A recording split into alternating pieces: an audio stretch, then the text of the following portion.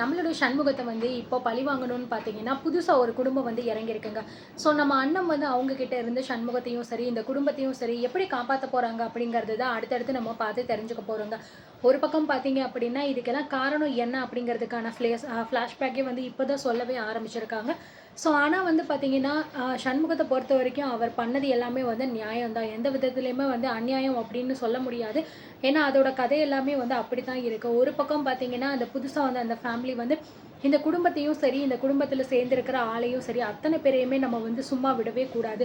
இந்த திருவிழா முடிஞ்சு இங்கேருந்து நம்ம போகும்போது எப்படி வந்து என்னோட புருஷன் வந்து திருவிழா அப்போ வந்து இந்த மாதிரி இறந்தாரோ அதே போல் அதே மாதிரி தான் பார்த்தீங்கன்னா இந்த சண்முகமும் வந்து தூக்கு போட்டு துடிக்க துடிக்க வந்து சாகணும், அதை நான் என் கண்ணால் பார்த்துட்டு தான் வந்து போகணும் அப்படிங்கிற மாதிரி வந்து ஸோ பயங்கரமான ஒரு முடிவு வந்து எடுத்திருக்காங்க. ஏன்னா என்னை பொறுத்த வரைக்கும் இதெல்லாம் வந்து ஒரு வர்த்தே இல்லை அப்படின்னு தான் வந்து தோணுது. ஏன்னா உண்மையை சொல்லணும் அப்படின்னா இந்த பக்கம் பார்த்தீங்கன்னா அண்ணத்துக்கிட்ட எல்லா கதையுமே நம்ம சண்முகம் வந்து சொல்லிக்கிட்டு இருப்பாரு. இந்த மாதிரி கோட்டசாமி மாமா அப்படிங்கிறது வந்து ரொம்பவே வந்து அவருக்கு வந்து அதிக மரியாதை இருக்குது. அவர் நடந்து வந்து அப்படி இருக்கும், அவர் பேசினா இப்படி இருக்கும் அப்படின்னு சொல்லிட்டு பயங்கரமாக பார்த்தீங்கன்னா பில்டப்போட தான் வந்து ஆரம்பிப்பாங்க ஸ்டார்டிங்கில். அண்ட் அது மட்டும் கிடையாது. ஸோ ஆரம்பத்துலேருந்து சின்ன வயசுலேருந்தே வந்து நம்ம சண்முகம் வந்து அவங்க வீட்டில் தான் வந்து விளையாடுறது எல்லாமே வந்து பண்ணுறதா இருப்பார். ப்ளஸ் அவருமே பார்த்தீங்கன்னா சண்முகத்தை தன்னோட பிள்ளையாக தான் வந்து பார்த்துட்டுலாம் இருந்திருப்பார். இதெல்லாம் ஆரம்பத்தில் வந்து சொல்லியிருப்பாங்க. அண்ட் அதுக்கப்புறம் தான் வந்து முக்கியமான ஒரு ட்விஸ்டே வந்து ஆரம்பிக்க போகுது. ஸோ எல்லாருமே வந்து பார்த்தீங்கன்னா நம்ம வந்து அவங்கள அந்த ஃப்ளாஷ்பேக்கில் சொல்கிறவங்கள வந்து அந்த கோட்டசாமி அப்படிங்கிறவங்கள சொல்கிற போது ஸோ ரொம்ப பெரிய ஆளாக இருப்பார் போல இருக்குது. அப்போ எப்படி அவர் இறந்தாரு அப்படி இப்படின்னு நம்ம யோசிச்சுக்கிட்டு இருந்தோம்.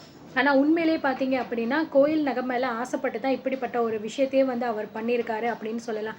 ஸோ அண்ணன் வந்து கேட்குறாங்க, எல்லாமே நல்லா தானே மாமா போய்கிட்டு இருந்துச்சு, அப்புறம் என்ன ஆச்சு அப்படிங்கிற மாதிரி கேட்கும்போது அப்போ தான் கண்ண ஒரு முக்கியமான ஒரு விஷயம் நடந்துச்சு.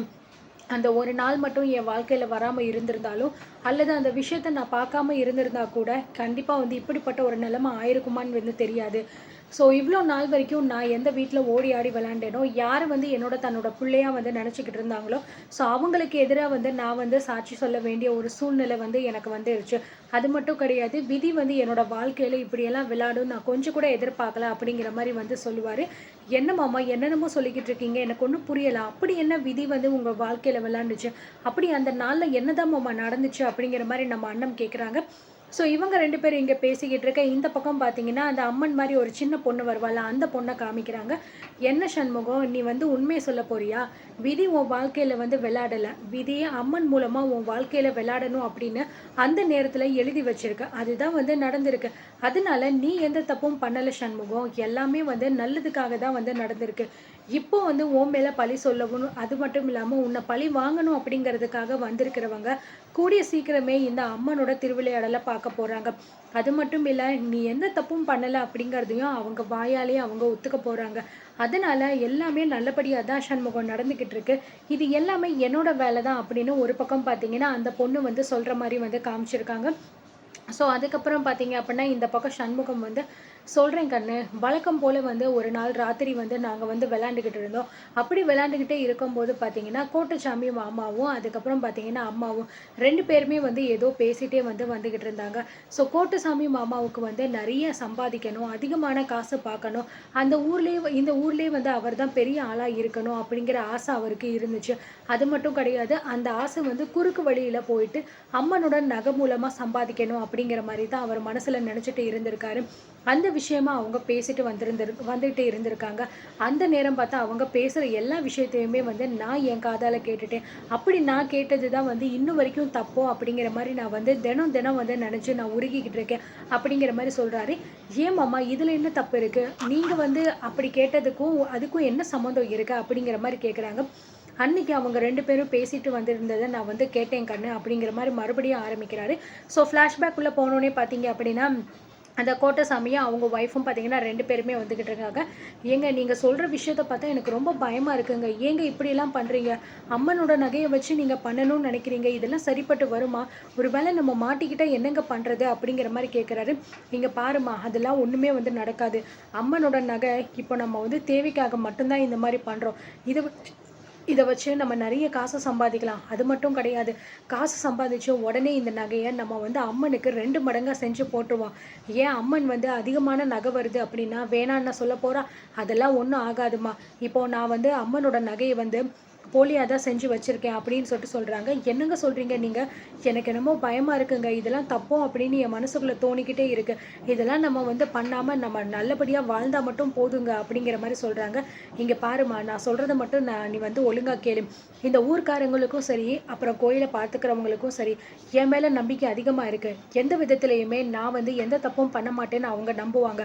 அதனால் நீனும் அதே மாதிரியே வந்து பண்ணு. இப்போ கோயில் நகையெல்லாம் எங்கெங்கே இருக்குது அப்படிங்கிற மாதிரி கேட்கும்போது, அது எல்லாத்தையும் நம்மளுடைய தோப்பில் ஒரு கிணத்துக்கு அடியில் தான் நான் வந்து ஒளிச்சு வச்சுருக்கேன்.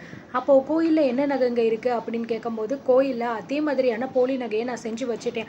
அது யாராலையும் கண்டுபிடிக்கவே முடியாது. கோயில் பூசாரியால் கூட அந்த விஷயத்தை வந்து கண்டுபிடிக்க முடியாது. அதனால் நீ அதை பற்றி வந்து கவலையெல்லாம் வந்து படாத அப்படிங்கிற மாதிரி வந்து 2 பேருமே பேசிக்கிட்டே இருக்கிறத இந்த சண்முகம் பார்த்தீங்கன்னா தன்னோட காதாலே வந்து கேட்டுடுறாருங்க. ஸோ அடுத்த நாள் வந்து பார்த்தீங்க அப்படின்னா, ஊர் மக்கள், அதுக்கப்புறம் பூசாரி எல்லாருமே வந்து அந்த கோயில் நகையோட வந்து இவங்க வீட்டு முன்னாடி வந்து நின்றுட்டு, ஐயா இந்த மாதிரி நீங்கள் கொடுத்த நகையெல்லாம் வந்து போலியாக இருக்குது அப்படிங்கிற மாதிரி போலீஸ்காரங்களோட வந்து வர்றாங்க. இந்த மாதிரி நீங்கள் தான் இந்த நகையெல்லாம் வச்சுருந்தீங்க இவ்வளோ வருஷமாக, இப்போ எப்படி இந்த நகை வந்து போலியாக மாறும்? அப்போ உங்கள் மேலே தான் எங்களுக்கு சந்தேகம் இருக்குது அப்படிங்கிற மாதிரி சொல்லும்போது, என்னங்கய்யா என்ன சொல்லிக்கிட்டு இருக்கீங்க? வருஷம் எப்பயுமே வந்து இந்த கோயில் நகையை பாதுகாக்கிறது நாங்கள் தான். இவ்வளோ காலத்தில் திருவிழா அப்போ நான் கோயில் நகையை கொடுத்துருக்கேன். அப்போல்லாம் சரியாக தானே இருந்திருக்கு. இப்போ திடீர்னு இப்படி மாறிடுச்சுன்னு சொல்லி என் மேலே நம்பிக்கை இல்லாமல் நீங்கள் என்னையவே வந்து சந்தேகப்படுறீங்களா ஐயா அப்படிங்கிற மாதிரி வந்து அந்த கோட்டசாமி எல்லார் முன்னாடியும் வந்து கேட்குறாரு. ஸோ இந்த பக்கம் பார்த்தீங்க அப்படின்னா அவங்க பொண்ணு, அவங்களோட ஒய்ஃப், அதுக்கப்புறம் இந்த பக்கம் சுந்தரம், சண்முகம் எல்லாருமே நின்றுக்கிட்டு இருக்காங்க. அண்ட் சுந்தரம் வந்து பார்த்தீங்க அப்படின்னா அமைதியாக நின்றுக்கிட்டு இருக்காங்க. ஆனால் சண்முகத்துக்கு இந்த விஷயம் வந்து தெரியும் இல்லையா? ஸோ டேய் சுந்தரம், எனக்கு வந்து தெரியும்டா இந்த நகை போலி நகை, உங்கள் அப்பா இந்த நகையெல்லாம் எங்கே வச்சுருக்காருன்னு சொல்லிட்டு அப்படிங்கிற மாதிரி வந்து சொல்கிறாரு. ஸோ அப்படி சொல்லிக்கிட்டே இருக்கிறத பார்த்தீங்கன்னா இந்த போலீஸ் வந்து நோட் பண்ணிடுறாரு. நோட் பண்ண உடனே பார்த்தீங்கன்னா சுந்தரம் வந்து சொல்கிறாரு, டேய் தயவு செஞ்சு நீ இந்த விஷயத்த வெளியில் யார்கிட்டையும் சொல்லிடாதடா, எங்கள் அப்பாவை காட்டி கொடுக்கிறாதடா ப்ளீஸ்டா அப்படிங்கிற மாதிரி வந்து சொல்கிறாங்க. ஸோ இதை போலீஸ் பார்த்துட்டு, டேய் தம்பி இங்கே வா அப்படிங்கிற மாதிரி கூப்பிட்றாங்க. ஆமாம் உன் பேர் என்ன அப்படிங்கிற மாதிரி கேட்குறாங்க. என் பேர் சண்முகம், அந்த பழைய வாத்தியார் இருக்கா இல்லையா அவரோட பையன் அப்படிங்கிற மாதிரி வந்து சொல்கிறாரு. ஓ அப்படியா, சரி நான் கேட்குறதுக்கு நீ உண்மையாக பதில் மட்டும் சொல்லுவியா அப்படிங்கிற மாதிரி கேட்குறாங்க. சரி அப்படிங்கிற மாதிரி சொல்லிட்டு, இந்த மாதிரி இவர் வந்து நகையை வந்து ஒளிச்சு வச்சதையோ அல்லது நகையை வந்து எடுத்ததையோ நீ பார்த்தியா அப்படிங்கிற மாதிரி கேட்குறாங்க. ஸோ சண்முகம் கொஞ்சம் கூட யோசிக்காமல் ஆமாம் பார்த்தேன் அப்படிங்கிற மாதிரி வந்து சொல்லிடுறாங்க. அதனால ஊர் மக்கள் எல்லாருமே வந்து கோட்டசாமியை பார்த்தீங்கன்னா ரொம்பவே அதிர்ச்சி ஆகுறாங்க. அப்போ உண்மையிலே வந்து போலி நகையெல்லாம் வச்சது இந்த ஆள் தானா, எப்படிப்பட்ட ஒரு வேலையை வந்து பார்த்து வச்சிருக்கானே அப்படின்னு சொல்லிட்டு எல்லாருமே பயங்கரமாக பேச ஆரம்பிக்கிறாங்க. ஆனால் கோட்டசாமியும் அவரோட ஒய்ஃபும் பார்த்தீங்கன்னா ரொம்பவே அதிர்ச்சியில் இருக்காங்க. ஏன்னா சண்முகம் இப்படிப்பட்ட ஒரு வார்த்தையை சொல்லுவார் அப்படின்னு அவங்க எதிர்பார்க்கல. ஸோ நிச்சயமாக சண்முகம் போய் தான் வந்து சொல்லுவார், எப்படியும் அது இவங்களை காப்பாற்றி விட்டுருவாங்க அப்படிங்கிற மாதிரி நினச்சிட்டு இருந்தாங்க போல இருக்கு. ஆனால் சண்முகம் என்ன அப்படின்னா சின்ன பையனாக இருந்தாலும் உண்மையை வந்து சொல்லி எல்லார் முன்னாடியும் போட்டு உடைச்சிட்டாரு. ஸோ அதனால தான் வந்து அவருக்கு அந்த தூக்கு மாட்டி அந்த சாகிற ஒரு நிகழ்வே வந்திருக்கும் போல இருக்கு. அடுத்தடுத்து என்ன நடந்துச்சு அப்படிங்கிறத நம்ம பார்த்து தெரிஞ்சுக்கலாம்.